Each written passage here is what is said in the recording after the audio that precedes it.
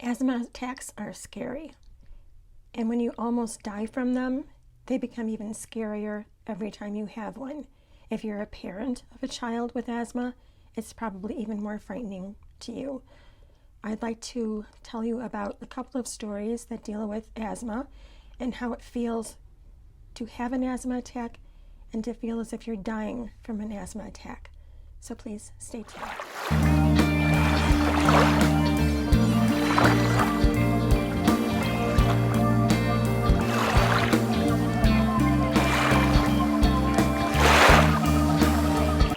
I was 5 years old when I had my first asthma attack, and I remember being in the hospital surrounded by a bunch of what I thought were old women because the child's ward was full, and they were probably half my age now.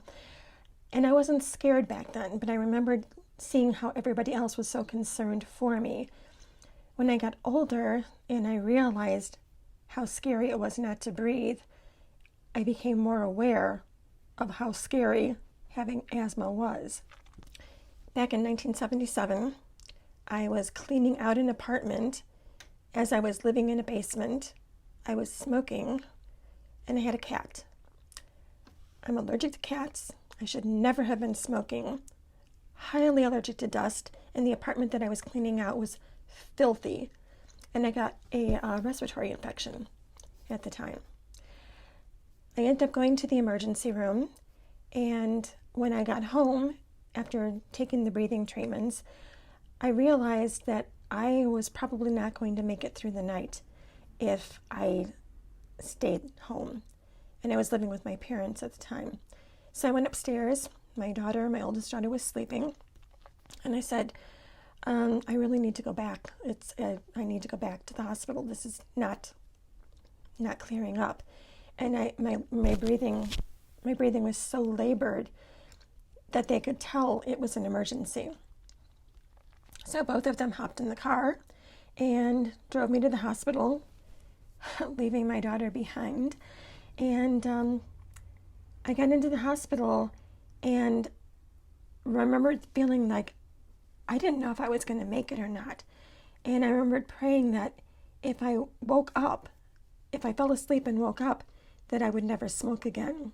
So I was like bargaining with God. The next morning, I woke up and I heard angel music. And I thought, oh my God, I must be dead. But it was a woman next to me who was an evangelist. And by this time, I couldn't speak. I couldn't breathe enough to speak. And she was talking to me incessantly. And I finally had to ask the doctors to please get her out of my room so I could heal.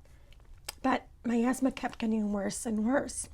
And at one point, back then, excuse me, if they couldn't get a hold of the respiratory therapist, if they couldn't get a hold of the doctor, who would then call the respiratory therapist, they couldn't do anything.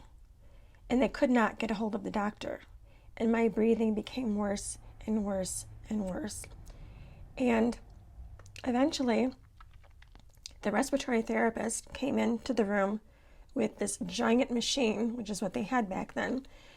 And one nurse after another came in while I was leaning forward on the bed, trying to get air in to my lungs.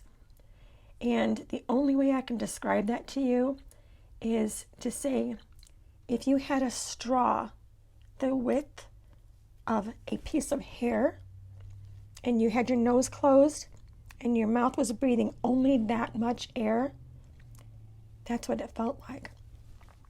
And I had one nurse rubbing my arm, another one was rubbing my back, another one was stroking my head, and I thought, they think I'm going to die. And they're all probably thinking, please don't let this happen on my watch. Please don't let this happen on my watch.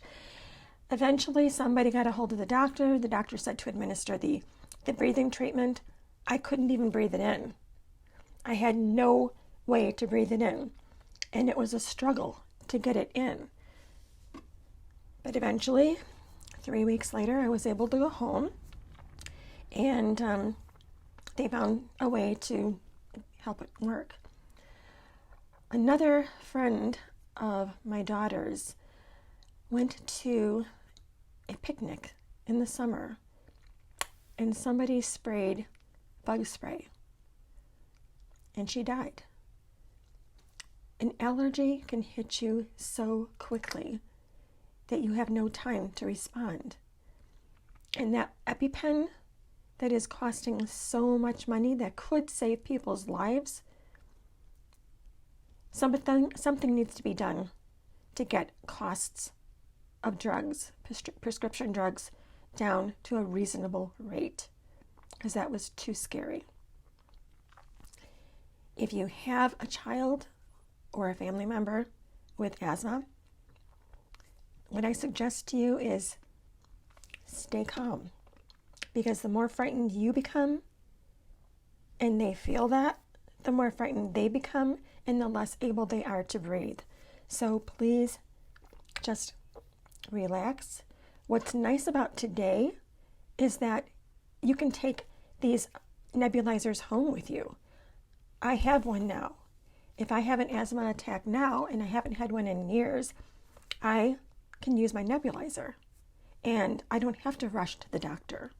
I can call the doctor and let him know that I'm having an asthma attack, but I can take care of myself now. If your child has asthma, get a nebulizer for him or her. It'll ease your mind tremendously. So that's what it feels like to die from an asthma attack, and that's how I wish people would respond to you when you're having one, is to just try to be calm.